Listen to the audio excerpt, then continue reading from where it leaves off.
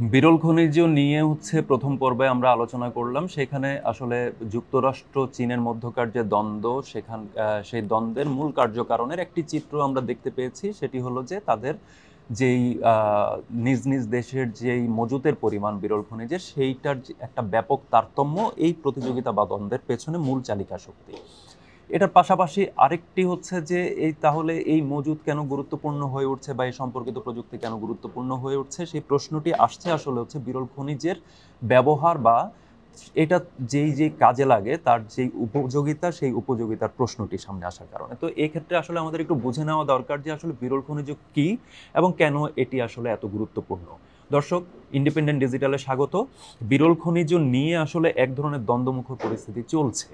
আপনারা একটু খেয়াল করবেন, এই বিরল খনিজকে বলা হচ্ছে ভবিষ্যতের জ্বালানি। একটু যদি আমরা বর্তমানের যে জ্বালানি, যেটাকে আমরা চিনি জ্বালানি তেল, সেই জ্বালানি তেলের প্রসঙ্গটার দিকে যদি আমরা একটু তাকাই, তাহলে আমরা দেখব যে জ্বালানি তেল রপ্তানিকারক দেশগুলোর যে সংগঠন ওপেক, সেই ওপেকের নিয়ন্ত্রণে আছে বৈশ্বিক যেই জ্বালানি তেল উৎপাদন বা যেই সক্ষমতা, সেই মোট জ্বালানি তেলের বাজারের 41% আছে ওপেকের হাতে। এই ওপেক এবং ওপেকের নিয়ন্ত্রক হিসেবে যুক্তরাষ্ট্র কিন্তু সারা বিশ্বে ছড়ি ঘোরাচ্ছে। তো সেক্ষেত্রে 60% মতো মজুত এবং 85%-এর ওপরে যদি এর রপ্তানি বলি বা 95% ফাইনাল প্রোডাক্টের যে নিয়ন্ত্রণ, সেই নিয়ন্ত্রণ চীনের হাতে থাকলে সে আসলে কি পরিমাণ ছড়ি ঘোরাতে পারে সামনের আগামীর বিশ্বের কাঠামোর মধ্যে, সেটা আসলে সহজে অনুমেয়। তো এক্ষেত্রে একটু ওয়াশিংটন ভিত্তিক ডিপ্লোমেট সাময়িকী দ্য ডিপ্লোমেটের একটি প্রতিবেদনের এই সম্পর্কিত একটি ডেটার দিকে একটু চোখ বোলানো যাক। সেখানে বলা হচ্ছে যে বিশ্বের মোট বিরল খনিজের 60% আকরিকের নিয়ন্ত্রণ চীনের হাতে, আর 85% আকরিকের উৎপাদন চীনের নিয়ন্ত্রণে। এর পাশাপাশি বিভিন্ন ধরনের পণ্য উৎপাদনের হিসাব ধরলে এ নিয়ন্ত্রণ 95%। অর্থাৎ এই বিরল খনিজের যেই টোটাল গ্রাউন্ডটি, সেই গ্রাউন্ডে পুরো মাত্রায় আসলে ছড়ে ঘোরাচ্ছে চীন। ফলে এ নিয়ে যুক্তরাষ্ট্রের দুর্ভাবনায় না পড়ার কোনো কারণ নেই। কারণ এই বিরল খনিজের উপরে আসলে আধুনিক প্রযুক্তি পণ্য বলতে আমরা যা বুঝি, আমাদের জীবনের সাথে যা জড়িয়ে পড়েছে একেবারে, মোটামুটি নিম্নবিত্ত থেকে শুরু করে একদম উচ্চবিত্ত পর্যন্ত যেই অংশটি তাদের জীবন যাপনের সাথে অনেক ধরনের পণ্য আজ যুক্ত, সেই পণ্যগুলো এর সাথে সরাসরি যুক্ত। একটি উদাহরণ দেওয়া যাক। আপনারা এই ভিডিওটি আসলে যেই প্ল্যাটফর্মে দেখছেন, বা হতে পারে এটি মোবাইল, হতে পারে এটি টেলিভিশন, হতে পারে এটি কম্পিউটার, যেটাতেই আপনি দেখে থাকেন না কেন, সেইটার উৎপাদনের সাথে সেই পণ্যটি বা সেই প্রযুক্তিটি আপনার হাতে যে গিয়ে পৌঁছেছে, সেটার পেছনে আছে বিরল খনিজ। কীরকম সেটা? হাতে থাকা সেলফোন, কম্পিউটার, টেলিভিশন, গাড়ি থেকে শুরু করে একদম ক্ষেপণাস্ত্র পর্যন্ত, বা মহাকাশ অভিযানে পাঠানো যে রকেট, সেই রকেটে পর্যন্ত বিরল খনিজ প্রয়োজন হয়। আধুনিক যুদ্ধ বিমান যুক্তরাষ্ট্রের যে একদমই তার সমরাস্ত্র বা সমর শক্তির যে মুকুট, সেই মুকুটের একদম যেই মূল যে শোভাটি, সেই শোভার নাম F-35। সেই F-35 যুদ্ধ বিমানেও কিন্তু বিপুল পরিমাণে বিরল খনিজের প্রয়োজন পড়ে। এবার একটু গভীরে যাওয়া যাক। আসলে বিরল খনিজ বলতে আসলে কোনগুলোকে বোঝানো হচ্ছে? বিরল খনিজ আমি যদি একটু বলি যে বিরল খনিজ একটি জোট বলতে পারেন, যেখানে আসলে 17টি মৌল রয়েছে। এর ভিতরে 15টি ল্যান্থানাইট সিরিজের পর্যায় সারণী বলে একটি সারণী আছে, যেখানে এখন পর্যন্ত আবিষ্কৃত যতগুলো মৌল আমরা জানি, সেই সবগুলো মৌলকে স্থান দেওয়া হয়েছে। সেই পর্যায় সারণীর নিচের দিকে একটি সারণী আলাদাভাবে রাখা আছে, সেটার নাম ল্যান্থানাইট সারণী বা ল্যান্থানাইট সিরিজ বলা হয়। সেখানকার 15টি মৌল এবং এর সাথে আছে ইট্রিয়াম এবং স্ক্যান্ডিয়াম। তো এই মৌলগুলোর যেগুলো সেই এগুলোকে বলা হয় রেয়ার আর্থ ম্যাটেরিয়ালস, বাংলায় বললে বিরল মৃত্তিকা ধাতু। তো মৃত্তিকাতে যেহেতু পাওয়া যায়, এটা বিরল হবে কেন? বিরল আসলে যে কারণে সেটি এর খনি থেকে এর উত্তোলন বা এর প্রক্রিয়াকরণ একটু জটিল, এবং এটি আসলে পরিবেশ বান্ধব না হওয়ার কারণে এটা উত্তোলনের ক্ষেত্রে নানা ধরনের বিধিনিষেধ আছে। আবার পরিবেশ বান্ধব পদ্ধতিতে যদি উত্তোলন করতে যাওয়া হয়, তাহলে এটা আসলে কমার্শিয়ালি ভায়াবল হয় না। অর্থাৎ এটা তখন ব্যয় যায়, উৎপাদন ব্যয় বেড়ে যায়। তো আমরা একটু এই আলোচনার একটু পাশে রেখে আমরা একটু যদি দেখি যে এই 17টি মৌল আসলে কি কি। শুরুতেই দুটির নাম বলেছি, স্ক্যান্ডিয়াম এবং ইট্রিয়াম। এর পাশাপাশি রয়েছে cerium, praseodymium, dysprosium, terbium, lanthanum, gadolinium, thulium, ytterbium, neodymium, europium, promethium, holmium, lutetium, erbium এবং সামারিয়াম। তো এই যে 17 মৌল, এই 17 মৌলের মধ্যে মোটা দাগে সবগুলো নয়, আসলে 5টি খুবই গুরুত্বপূর্ণ হিসেবে চিহ্নিত। এই 5টির মধ্যে আছে হচ্ছে নিওডিমিয়াম, ইউরোপিয়াম, টার্বিয়াম, ডিসপ্রোসিয়াম এবং ইট্রিয়াম। তো এগুলোর ব্যবহার তুলনামূলক প্রযুক্তি পণ্যগুলোতে বেশি, এবং এটার ব্যবহার এতটাই বেশি, এইসব মৌলের ব্যবহার বা এই খনিজগুলোর ব্যবহার এতটাই বেশি যে এগুলো ছাড়া বর্তমানের প্রযুক্তি বিশ্বের কোনো কিছুই আসলে কল্পনা করা যায় না। একটু এটা অনেকটা হচ্ছে আপনার ফ্রাঙ্ক হারবার্টের সেই সিনেমা ডিউনের সাথে হচ্ছে তুলনা করা যায়। ডিউনের যে বলা হয় যে মহাকাশে যে মানুষ ঘাঁটি গাড়লো, সেই মানুষ ঘাঁটি গাড়লো আসলে একটি বিশেষ উপাদানের কারণে, যাকে তারা হচ্ছে সিনেমাতে বলছে স্পাইস। তো বিরল খনিজ হচ্ছে এই সময়ের বা এই প্রযুক্তি শাসিত বিশ্বের সেই স্পাইস, যা আসলে মানুষকে এই প্রযুক্তি ব্যবহার এবং প্রযুক্তি দিয়ে হচ্ছে নিজের জীবনকে সহজ করার কাজটি করেছে। আমরা যদি আলোচনা এর পরের কয়েক পর্ব যদি আপনারা এগোতে থাকেন, তাহলে দেখবেন যে স্পাইসের সাথে এটা আরেকটা কারণেও তুলনাযোগ্য, সেটি হচ্ছে এর উপস্থিতি মহাকাশেও রয়েছে, এবং সেটা নিয়ে মহাকাশেও একই ধরনের আসলে এক ধরনের প্রতিযোগিতা চলছে। সো মানুষের আসলে মহাকাশে তার বিস্তার ঘটানো বা মহাকাশে তার চিহ্ন বা পদচিহ্ন ছড়িয়ে দেওয়ার যে চেষ্টা, সেটার পেছনে এই বিরল খনিজের একটা গুরুত্বপূর্ণ ভূমিকা আছে। সেটাতে আমরা একেবারে মোটামুটি এক ধরনের হালনাগাদ যেই তথ্যগুলো আমাদের আছে, সেটা আমরা তুলে ধরবো আরেক পর্বে। আমরা একটু যাই যে বিরল খনিজের ব্যবহারের জায়গাগুলো আসলে কি কি। বিরল খনিজের ব্যবহারের জায়গায় যদি আমরা যাই, সেখানে দেখব যে একটি তথ্য আমাদের দিচ্ছে হচ্ছে বিজ্ঞান সম্পর্কিত ওয়েবসাইট সায়েন্স নিউজ। তারা বলছে তুলনায় এই বিরল খনিজের 17 মৌলের মধ্যে তুলনায় কম গুরুত্বপূর্ণ হিসেবে বিবেচিত হচ্ছে সেরিয়াম, সেইটাও আবার পেট্রোলিয়াম পরিশোধনে কাজে লাগে। আবার আরেকটির কথা যদি আমরা বলি গ্যাডোলিনিয়াম, গ্যাডোলিনিয়াম আবার কাজে লাগে হচ্ছে নিউক্লিয়ার চুল্লিতে নিউট্রন ক্যাপচারে। তো এই দুটি জিনিস, নিউট্রন চুল্লিতে আপনি নিউট্রন ক্যাপচার করছেন নিউক্লিয়ার চুল্লিতে, সেই নিউট্রন ক্যাপচারের যদি আপনার হেরফের হয় বা সেখানে যদি হয়, আপনার বিদ্যুৎ উৎপাদন বলেন বা বাকি যে নিউক্লিয়ার চুল্লির যে বাকি কার্যাবলী, সেইটাতে কিন্তু হ্যাম্পার হবে। ফলে ওই প্রযুক্তিটি বা ওই কাঠামোটি আসলে চলবে না এই গ্যাডোলিনিয়ামের অভাব যদি হয়, গ্যাডোলিনিয়াম যদি আমার হাতে না থাকে। আবার পেট্রোলিয়াম পরিশোধনের ক্ষেত্রে যেহেতু সেরিয়াম কাজে লাগে, সেই পেট্রোলিয়ামের যে বাজার, সেটার সাথে আসলে সেরিয়ামের বাজার সম্পৃক্ত। তো মোটা দাগে আসলে বিরল খনিজের সবচেয়ে বেশি ব্যবহার হচ্ছে আলোক বিকিরণ এবং চৌম্বক ধর্মের কারণে। তো এই চৌম্বক ধর্মের কারণটি কেন, তার ভিতরে এই বৈশিষ্ট্যটি আছে, সেটা আমরা একটু পরে আলোচনা করছি। সেখানে যাওয়ার আগে আমরা বলি যে আমরা যে স্মার্টফোন, একটু আগে যেটা বললাম যে ভিডিওটি যেখানে দেখছেন, সেখানে আপনি এক ধরনের রঙিন ভিডিওটি দেখছেন, তাই তো? তো সেই রঙিন ভিডিও যদি আমি বলি, সেই বা আপনি যে শব্দটি শুনছেন, হয়তো হেডফোন কানে দিয়ে শুনছেন, তো সেই হেডফোনে যে শব্দটি আসছে, বা আপনি একটু আগেই যেই পণ্যটি কিনে আনলেন একটি ব্যাংক নোট দিয়ে, সেটার মধ্যে হচ্ছে এক ধরনের নিরাপত্তা সংকেত আছে। কখনো দেখা যায় যে একদম মানুষ বড় নোট পেলে কি করে, চোখের সামনে একটু আলোতে ধরে নিরাপত্তা সংকেতগুলো বুঝে নেয়, এবং সেটা যদি না থাকে তাহলে বলে যে টাকাটা জাল, আপনাকে ফিরিয়ে দেয়। সো সেই ব্যাংক নোটের যে নিরাপত্তা সংকেত বা ক্ষেপণাস্ত্রের যেই কাঠামো, সেই কাঠামোর মধ্যে যে তাপ সংবেদী যেই আবরণটি থাকে, সেই আবরণ যদি আমি বলি, সেখানে বা সাগরের নিচ দিয়ে যে ফাইবার অপটিক লাইন, অর্থাৎ যে ফাইবার অপটিক লাইনের কল্যাণে হচ্ছে ইন্টারনেট অ্যাভেলেবেল হচ্ছে, বা ইন্টারনেট অ্যাভেলেবেল হওয়ার কারণে আপনি ভিডিওটি দেখছেন, বা আমরা বিভিন্ন ধরনের কন্টেন্ট ইন্টারনেটে বা বিভিন্ন লেখা আমরা ইন্টারনেটে দেখতে পাচ্ছি, বা বিভিন্ন তথ্যের এক ধরনের প্রবাহ, বা আপনি সোশ্যাল মিডিয়া চালাতে পারছেন, সেইটার সাথে কিন্তু সরাসরি যুক্ত হচ্ছে এই বিরল খনিজের প্রাপ্যতার বিষয়টি। তো শক্তিশালী নির্ভরযোগ্য চুম্বক তৈরি বা হচ্ছে স্মার্টফোনে যেই রঙিন যেই ভিডিও, বিভিন্ন ধরনের কালার যখন আসছে, আমরা প্রথম দিকের যখন মোবাইল ফোন, আপনারা যাদের বয়স একটু বেশি তারা হয়তো জানেন যে প্রথম দিককার মোবাইল ফোন কিন্তু ছিল সাদা কালো, ব্ল্যাক অ্যান্ড হোয়াইট। তারপর আমরা পেলাম হচ্ছে কালার স্ক্রিন, এবং শুরুতে কিন্তু সবগুলো স্ক্রিন কালার আমরা পাচ্ছিলাম না, তখন হয়তো দুটি রং দিয়ে আমরা পেয়েছি, বা এরপরে ধীরে ধীরে খুব অল্প সময়ের মধ্যে আমরা দেখলাম যে আমরা মোটামুটিভাবে RGB অর্থাৎ মৌলিক কালারগুলোকে সমন্বয় করতে পারছি, এবং সেখান থেকে বিচিত্র সব রং আমরা দেখতে পাচ্ছি। তো সেই কাজটি কিন্তু করেছে এই বিরল খনিজ তার বিকিরণ যে ধর্ম, বিকিরণের যে বৈশিষ্ট্য, সেই বিকিরণ বৈশিষ্ট্যের কারণে। তো বিষয় হচ্ছে যে এই ধরনের যাবতীয় যে বিষয়গুলো, এমনকি যে কোয়ান্টাম কম্পিউটারের স্বপ্ন মানুষ দেখছে, এ নিয়ে বিস্তর গবেষণা মানুষ করছে। আপনারা জানেন অ্যালফাবেট বিপুল অঙ্কের টাকা এখানে বিনিয়োগ করে রেখেছে।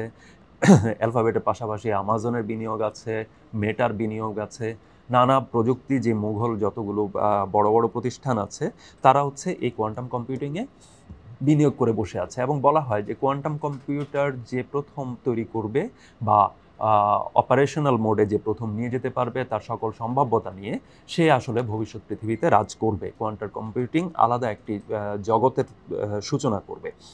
তো সেইটার ক্ষেত্রে বলা হচ্ছে বিরল খনিজের উপরে এই কোয়ান্টাম কম্পিউটিং প্রযুক্তিটি অনেকাংশেই হচ্ছে নির্ভরশীল।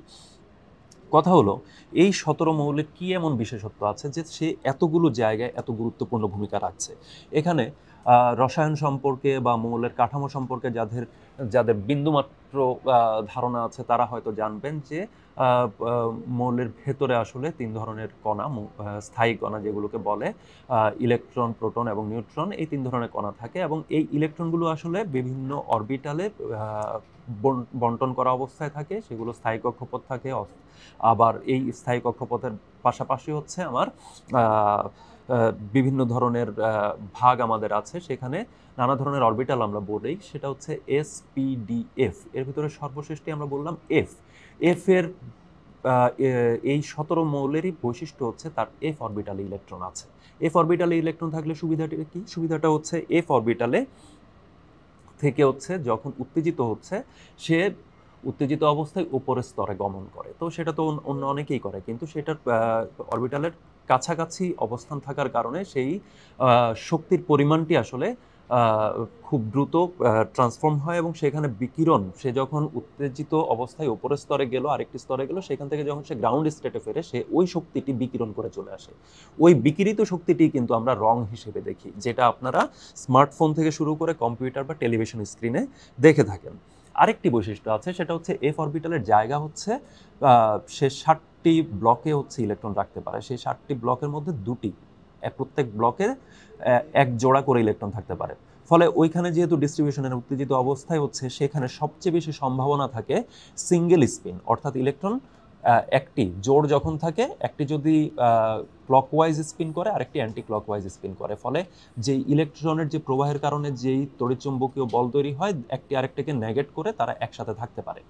কিন্তু যখনই হচ্ছে সিঙ্গেল স্পিন থাকে, অর্থাৎ সাপোজ 60টি শেল ব্লকের মধ্যে 60টি ইলেকট্রন আছে এবং তারা আসলে সিঙ্গেল স্পিনে যখন থাকে, তখন আসলে একটা চৌম্বক ক্ষেত্র তৈরি করে, ফলে তার চৌম্বক ধর্ম বেশ প্রবল হয়ে ওঠে। তো এই কারণে আসলে এইটার বিষয়ে বিস্তারিত জানতে পারবেন আপনারা। রসায়ন নিয়ে একটু আগ্রহ যদি থাকে, আপনারা এ নিয়ে একটু নেট ঘাটলেই পেয়ে যাবেন। তো আমি সেই বিস্তারিত আলোচনা যাচ্ছি না, জিনিসটি একটু একঘেয়ে লাগতে পারে, যারা রসায়নের নন তাদের জন্য একটু একঘেয়ে লাগতে পারে, সেটা আমি এড়িয়ে গেলাম। তো কম্পিউটার মনিটর, টেলিভিশন স্ক্রিন, স্মার্টফোনের স্ক্রিন রঙিন করতে সবচেয়ে বেশি ব্যবহৃত হয় আসলে টার্বিয়াম এবং ইউরোপিয়াম। এইটা সরাসরি ব্যবহৃত হয়। এগুলোতে এফ ইলেকট্রনের কল্যাণে তাদের এই ব্যবহারটা আসলে থাকে। ইট্রিয়ামের ব্যবহার যদি আমি বলি, সেটা হচ্ছে উচ্চ সক্ষমতার লেজারে। ইট্রিয়াম, অ্যালুমিনিয়াম, গার্নেট বা সংক্ষেপে বললে YAG ব্যবহার করা হয় এই ধরনের উচ্চ সক্ষমতার লেজারে।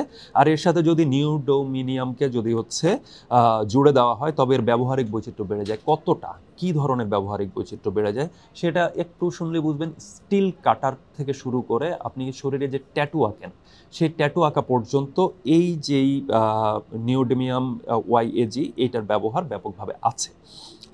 তারপরে একইভাবে হচ্ছে চিকিৎসায় অস্ত্রোপচারের ক্ষেত্রে ব্যবহার করা হয় আরবিয়াম YAG, এটা শঙ্কর মূলত এগুলো। আর ল্যান্থেনামের ব্যবহার করা হয় নাইট ভিশন গগলসে, রাতে দেখার জন্য। এটা মূলত সামরিক ক্ষেত্রে এটা ব্যাপকভাবে ব্যবহৃত হয়। আরবিএমের কল্যাণে বিঘ্নহীন ইন্টারনেট ব্যবহার হয়। এটা একটু ব্যাখ্যা করি। ব্যাখ্যার বিষয়ে গেলে হচ্ছে দেখা যাবে যে আমরা এখন যেই ইন্টারনেটের মাধ্যমে যে তথ্য প্রবাহের সাথে যুক্ত, সেটার আলোক তরঙ্গের মাধ্যমে পাঠানো হয়। সেই আলোক তরঙ্গের তরঙ্গ দৈর্ঘ্য হচ্ছে 1550 ন্যানোমিটার। আরবিএমও ঠিক একই তরঙ্গ দৈর্ঘ্যের তরঙ্গ বিকিরণ করে। এর পাশাপাশি যদি বলি যে ধরুন আপনি কিবোর্ড চেপে কোনো একটা কিছু লিখছেন, সেই কম্পিউটারে হয়তো মানুষের ঘরে ঘরে পৌঁছাতোই না। আজকে যে কম্পিউটার আপনি দেখছেন বা যে কম্পিউটার কল্যাণে আমরা তদ্নগদ নানা ধরনের ইন্টারনেটের অ্যাক্সেস থেকে শুরু করে নানা ধরনের সেবা বা নানা ধরনের সুযোগ আমরা পাচ্ছি, সেটা হয়তো আপনার পকেট পর্যন্ত আসতোই না, বা আপনার স্মার্টফোনটি আপনার হাতেই হয়তো থাকতো না যদি এই বিরল খনিজ না থাকতো। 1945 সালে বিশ্বের প্রথম যে প্রোগ্রামেবল কম্পিউটার ইনিয়াক তৈরি করা হয়, সেটার ওজন ছিল 4টি হাতির সমান। 4টি হাতির ওজনের সমান ছিল ইনিয়াকের ওজন। সেই কম্পিউটার কিন্তু হচ্ছে আপনার পকেটে ঢুকে গেল কেন? বিরল খনিজের কল্যাণে যে চুম্বক, অতি ক্ষুদ্রকায় কিন্তু অতি শক্তিশালী চুম্বক যখন তৈরি হলো, তখন দেখা গেল যে প্রাকৃতিক যে চুম্বক, অর্থাৎ যে বিশাল আকারের যে চুম্বকের মাধ্যমে আপনি যেই সক্ষমতা পেতেন, সেটি আসলে অতি ক্ষুদ্রকায় এইভাবে বিরল খনিজের মাধ্যমে তৈরি যে চুম্বক সেটাই আপনাকে দিচ্ছে। সেটা কীরকম? 3 কেজির বিরল খনিজের মাধ্যমে নিওডিমিয়াম আয়রন বোরন চুম্বকের কথা এখানে বলা যায়। নিওডিমিয়াম আয়রন বোরন ব্যাপক, এই সংকরের চুম্বক আসলে ব্যাপকভাবে ব্যবহৃত হয়। এই চুম্বকের 3 কেজির এরকম একটি চুম্বক যদি আমি ব্যবহার করি, তাহলে এটা দিয়ে 300 কেজির বেশি ওজন তোলা সম্ভব। তাহলে বোঝাই যাচ্ছে এই চুম্বকের শক্তিমত্তা আসলে কি লেভেলের। বিশ্বের স্থায়ী চুম্বকের, বর্তমানে বিশ্বের যে স্থায়ী চুম্বকগুলো ব্যবহার করে বিভিন্ন প্রতিষ্ঠান বিভিন্ন প্রযুক্তিতে, তার 95% হচ্ছে এই বিরল খনিজের বিভিন্ন সংকর। তো এ তো বোঝা গেল, বা আমার যদি হচ্ছে আয়রন বোরন সংকরে গড়া চুম্বকের কথা আমরা বললাম, এমআরআই মেশিনে এটা ব্যবহার করা হয়। এর সাথে যদি ডিসপ্রোসিয়াম জুড়ে দেওয়া হয়, তবে এটি আসলে তাপসহ হয়ে ওঠে, এবং তাপসহ হয়ে ওঠার কারণে এটা আসলে বিদ্যুৎ চালিত যে গাড়ি, ইলেকট্রিক ভেহিকেল বা ইভি যেটাকে সংক্ষেপে বলে, সেইটা, বা উড়োজাহাজ বা এই ধরনের মোটর যেগুলোতে ব্যবহার করতে হয়, যেখানে আসলে তাপ উৎপন্ন হয়, এবং তাপ উৎপন্ন হওয়ার কারণে তাপসহ একটা বিষয় প্রয়োজন পড়ে, সেই সব জায়গায় আসলে হচ্ছে ফলে যানবাহন, generator, speed sensor, radar system, communication satellite, এগুলোতে আসলে এই ডিসপ্রোসিয়াম, নিওডিমিয়াম আয়রন বোরন চুম্বকটি ব্যবহার করা হয়। এর পাশাপাশি আরেকটি বড় ক্ষেত্র হিসেবে সামনে আসতে হচ্ছে, আপনারা জানেন বৈশ্বিক উষ্ণায়ন এবং জলবায়ু পরিবর্তন নিয়ে ব্যাপক আলোচনা চলছে চারপাশে, এবং এই ব্যাপক আলোচনার মাঝখানে যে প্রসঙ্গটি চলে আসছে, সেটি হচ্ছে আমাদের আসলে নবায়নযোগ্য জ্বালানি বা পরিবেশ বান্ধব জ্বালানিতে যেতে হবে। সেই পরিবেশ বান্ধব জ্বালানির মধ্যে একটি হচ্ছে ধরেন বায়ু বিদ্যুৎ কল বা উইন্ডমিলের কথা আসছে, বা আরেকটি আসছে হচ্ছে সোলার প্যানেলের কথা। দুটিই কিন্তু আসলে তৈরিতে বিরল খনিজের প্রয়োজন হয় ব্যাপকভাবে। তো মোটামুটি ব্যবহারের জায়গাটা বোঝা গেল। এখন হচ্ছে বাজার আসলে কত। বাজার হচ্ছে, আপনি যদি ধরে নেন যে এই বাজারের প্রসঙ্গটি, সেখানে স্মার্টফোনের কথা আমরা বললাম, আমরা সবগুলোতে হয়তো যেতে পারবো না, আমরা একটু একটু ধারণা দেওয়ার চেষ্টা করি। স্মার্টফোনের বাজারের কথা আমরা বললাম। এই বাজারের বিষয়ে হচ্ছে ফরচুন বিজনেস ইনসাইট, তারা টোটাল বৈশ্বিক বাজার এবং হচ্ছে বিভিন্ন পণ্যের বাজার নিয়ে হচ্ছে পর্যালোচনা করে এই সম্পর্কিত প্রতিবেদন প্রকাশ করে। তাদের সর্বশেষ প্রতিবেদনে বলা হয়েছে 2029 সাল নাগাদ স্মার্টফোনের বাজার, বৈশ্বিক বাজার দাঁড়াবে $79,251 কোটি।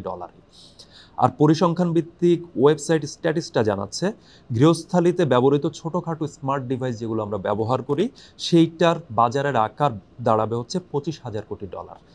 এর পাশাপাশি যদি আমরা ইলেকট্রিক ভেহিকেলের কথা বলি, যেটা আমরা একটু আগে আলোচনা করলাম, এই ইলেকট্রিক ভেহিকেলের বাজারের পরিমাণ 2025 সালে বৈশ্বিক বাজার দাঁড়াবে $78,000 কোটি। আর এই $78,000 কোটি কিন্তু $38,000 কোটি বাজার দখল করে বসে আছে চীন। অথচ ইলেকট্রিক ভেহিকেলের বাজারে কিন্তু চীন একটু পরে প্রবেশ করেছিল। আর কম্পিউটার, ল্যাপটপ ইত্যাদির বাজারে ঢুকলে দেখা যাবে যে এখনই এই বাজারের আকার আছে হচ্ছে $46,000 কোটি বেশি, যা বছরের শেষ নাগাদ $50,000 কোটি ছাড়িয়ে যাবে। কথা হলো, বিরল খনিজের বাজার তো এত বড় না। বিরল খনিজের যেই আকরিক বলি, বা হচ্ছে বিরল খনিজের যে একদম বিভিন্ন পণ্যে প্রবেশের আগে যে কাঁচামাল পর্যায়ে যে বাজার ধরি, সেটার বাজার এখনও হচ্ছে এই কিছুদিন আগে $400 কোটি বাজার ছাড়ানো। তাহলে বিষয় হচ্ছে যে তাহলে এর মূল্যমানটি আসলে কিছুটা, আমরা মাত্র অল্প কয়েকটি স্মার্টফোন, কম্পিউটার, ল্যাপটপ, বা হচ্ছে গৃহস্থালিতে ব্যবহৃত স্মার্ট ডিভাইস বা ইলেকট্রিক্যাল ভেহিকেল, এগুলোর কথা আমরা বললাম মাত্র। এর পাশাপাশি যদি সামরিক সরঞ্জামের কথা বলি বা চিকিৎসা সরঞ্জামের কথা বলি, তাহলে এই বাজারের আকারটি আসলে কোন পর্যায়ে পর্যন্ত হতে পারে সেটি সহজে আসলে অনুমেয়। এখানে এই বাজারের আকারের প্রশ্নটি আসছে, এটার সাথে যুক্ত আছে হচ্ছে মহাকাশ প্রযুক্তি প্রশ্নটি। সেটাকে যুক্ত করলে এর আকারটি আসলে এত বিপুল হবে যে যেটা আসলে আমাদের এই মুহূর্তে আমরা হিসাবটি করতে পারছি না। তো এখানে এর সাথে যদি ভবিষ্যতের যে জ্বালানি বাস্তবতা অর্থাৎ টেকসই জ্বালানি বা পরিবেশ বান্ধব জ্বালানির প্রসঙ্গটিকে যদি আমরা যুক্ত করে নেই, সেক্ষেত্রে এর বাজার বা ভবিষ্যতের টোটাল যাবতীয় পণ্যের উৎপাদন সম্পর্কিত যে কাঠামোটি, সেই কাঠামোটি এর সাথে যুক্ত হয়ে যাবে। ডোনাল্ড ট্রাম্প যতই বলুন যে বৈশ্বিক উষ্ণায়ন বা জলবায়ু পরিবর্তন একটা গুজব, তিনি শুরু থেকে এটাকে হোক্স বা গুজব হিসেবে উড়িয়ে দিচ্ছেন, কিন্তু তিনিও খুব ভালো করে জানেন যে টেকসই জ্বালানি বা পরিবেশ বান্ধব জ্বালানিতে যদি তিনি রূপান্তর না করেন নিজ দেশের জ্বালানিকে, তাহলে আসলে তিনি এবং তার দেশ বা তার সাম্রাজ্য পুরোটাই বিপদে পড়ে যাবে। এটা যুক্তরাষ্ট্রের সবাই বোঝে। আর দ্বিতীয় বিষয় হচ্ছে যে আপনারা জানেন যে ডোনাল্ড ট্রাম্প প্রশাসনের একটি বড় দায়িত্বে আছেন হচ্ছে ইলন মাস্ক, যার বিভিন্ন তৎপরতা এবং যার বিভিন্ন প্রভাব আমরা ইতিমধ্যে দৃষ্টিগোচর হয়েছে আমাদের। তিনি কিন্তু তার যে ইলেকট্রিক ভেহিকেল, তার যে one of the signature investment, সেটা হচ্ছে টেসলা। সেই টেসলা বা আমরা যদি স্পেস এক্সের কথা বলি, স্পেস এক্স আমরা একটু আগে বলেছি মহাকাশ প্রযুক্তির সাথে বিরল খনিজ যুক্ত। ফলে এই টেসলার পক্ষে কখনোই আসলে কাঙ্ক্ষিত ফল এনে দেওয়া সম্ভব হবে না যতদিন পর্যন্ত তিনি বিরল খনিজের একটি বিপুল এবং নির্ভরযোগ্য ভাণ্ডার তার হাতে না আসছে। ফলে চীনের উপরে তার যে নির্ভরতা, সেই নির্ভরতা কাটাতে ইলন মাস্ক তো বটেই, এবং ইলন মাস্ক বা জাকারবার্গ বলি বা এই ধরনের যেই প্রযুক্তি মোগলরা উপস্থিত, তাদের যে লড়াই, সেই লড়াইটিকে আসলে অনুদিত করছেন রাজনীতিতে ডোনাল্ড ট্রাম্প বা জো বাইডেনের কথা আগে এসেছে, তাদের মতো যে রাজনীতিকরা বা এইদিকে শি জিনপিং এর কথা আসছে, তারাই আসলে এই ভবিষ্যতের পৃথিবীর জ্বালানি প্রশ্নে আসলে এই প্রযুক্তির মুঘলদের যে চাহিদাপত্র, সেই চাহিদাপত্রকে অনুদিত করছেন। ফলে বিভিন্ন বিচিত্র ধরনের প্রযুক্তি পণ্যের বাজার সামনে যে সম্প্রসারণ হবে, আরও বেশি স্মার্ট ডিভাইস যে আমাদের চারপাশে এসে হাজির হবে, রোবোটিক টেকনোলজির কথা আমরা জানি, সেই টেকনোলজি ক্রমাগত সম্প্রসারিত হচ্ছে, বিকশিত হচ্ছে। সেই বিকাশের পথে, সেই বিকাশের জায়গায় পৌঁছে যাওয়া, কোয়ান্টাম কম্পিউটিংয়ের কথা আমরা বললাম, সেইটার পথে আসলে হচ্ছে এই যে বিরল খনিজ, সেইটা যতদিন না পাওয়া যাচ্ছে ততদিন পাওয়া যাচ্ছে না। এই বাজার তো সম্প্রসারিত হবেই, সেইটা শনৈ শনৈ এগিয়ে যাবে। ফলে পরাশক্তিগুলো চেষ্টা করছে যে সামনের এই বাজারে, সামনের এই প্রতিযোগিতামূলক পরিস্থিতিতে টিকে থাকার জন্য এই বিরল খনিজের মালিকানা বুঝে নিতে। সেই জন্য নানা ধরনের ভূরাজনৈতিক খেলা চলছে, নানা ধরনের তৎপরতা চলছে, বিভিন্ন দেশের সরকার ওলটপালট করে দেওয়ার মতো ঘটনা, সামরিক অভিযান থেকে শুরু করে নানা কিছুই কিন্তু ঘটছে। আমরা সেই জিনিসগুলো জানবো পরের পর্বগুলোতে। ধন্যবাদ, আজ এ পর্যন্ত।